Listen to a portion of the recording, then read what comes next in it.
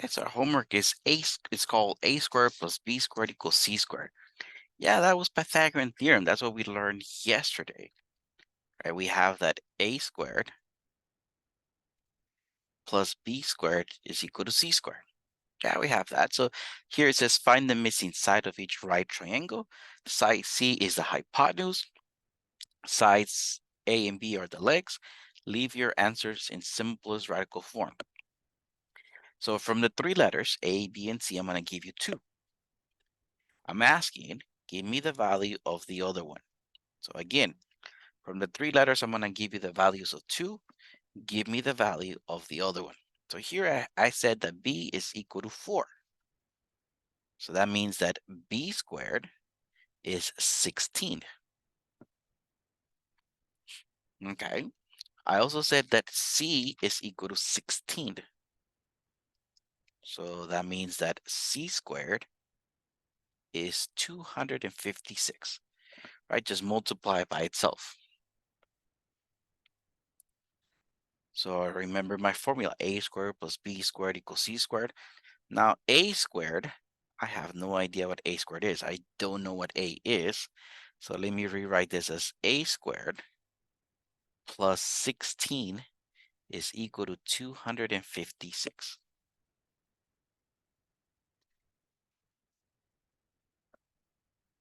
Okay, because a squared plus b squared equals c squared.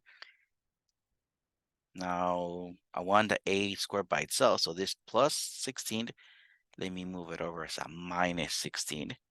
So I know that a squared is equal to 240.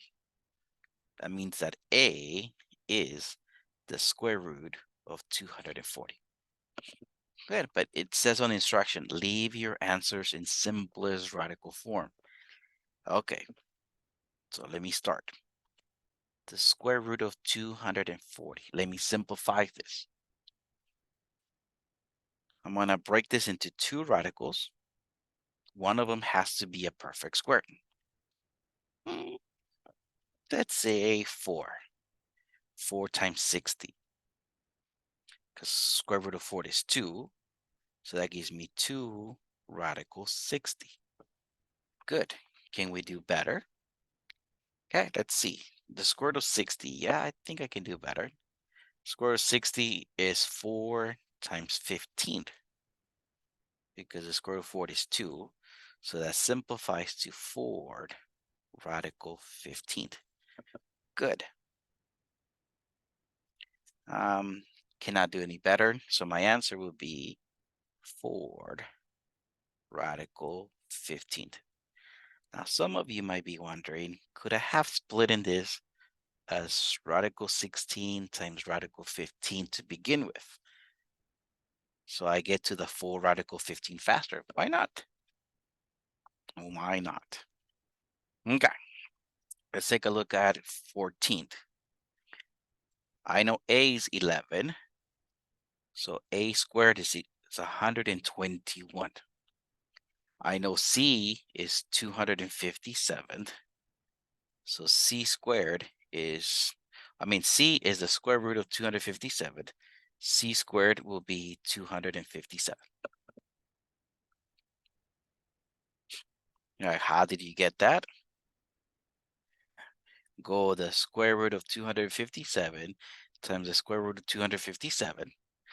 And I can assure you that the number that it gives you, 257 times 257, I can assure you the square root of that is 257.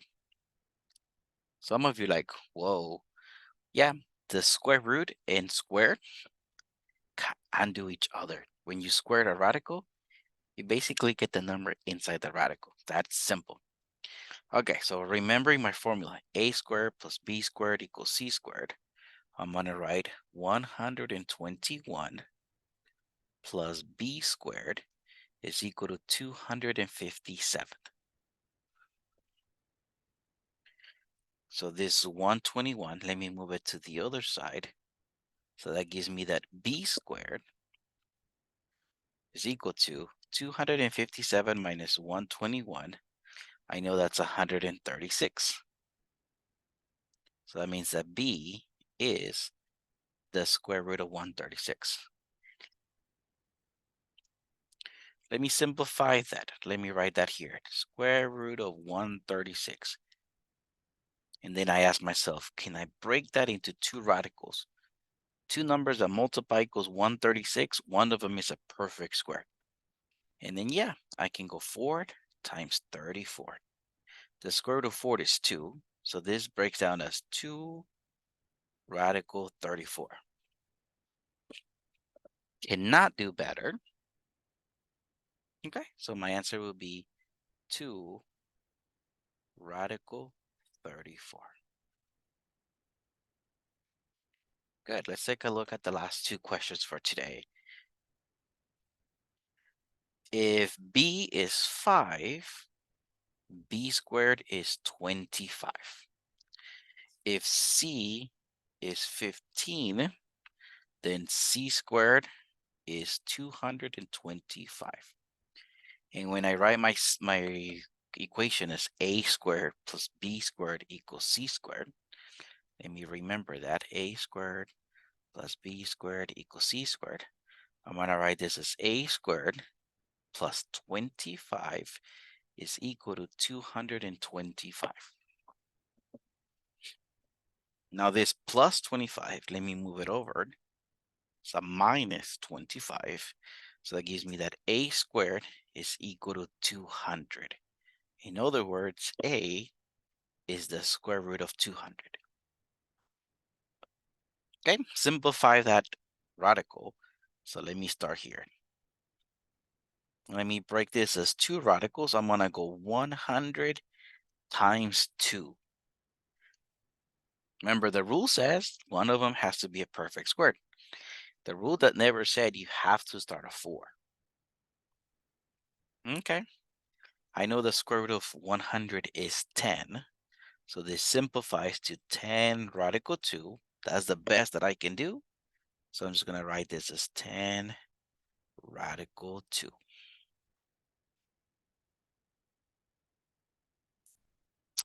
Lastly, looking at number 16, if a is equal to 10, a squared is 100. If b is equal to 12, b squared is 144. And remembering my formula, a squared plus b squared is equal to c squared. Let me write this as 100 plus 144. It's equal to c squared. Now these two numbers I can easily combine. 100 plus 144. That is what I called 244. It's equal to c squared. So that means that the square root of 244 is c. Can we simplify that? Let's see. The square root of 244. Let me break this into two radicals. Can I try 4? I grab my calculator. I'm going to say 4 is a good choice if 244 divided by 4 is not a decimal. Well, 244 divided by 4 is 61, not a decimal. So there, I know the square root of 4 is 2, so my answer is 2 radical 61.